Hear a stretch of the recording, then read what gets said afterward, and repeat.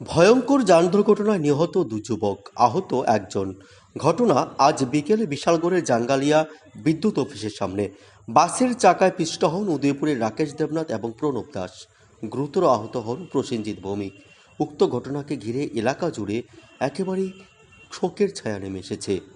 Bureau report, প্রীতিবার্তা। কি হয়েছে ঘটনাটা?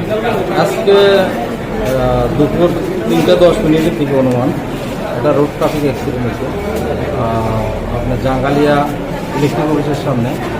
বাস গাড়ি ওর দিকে চাইতে আসলো, ওদিক থেকে বাইকও আইতে আসলো, একটা স্কুটি ছিল।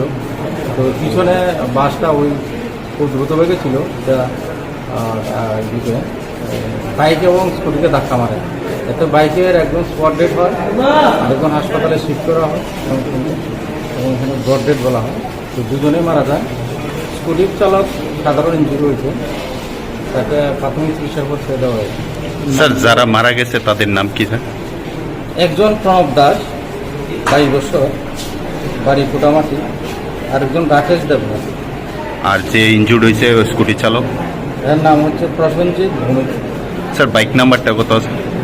বাইকের নাম্বার হচ্ছে আপনার TR0388827 হিরো গ্ল্যামার। আর বাসটার নাম্বার? বাসের নাম্বার হচ্ছে TR031419।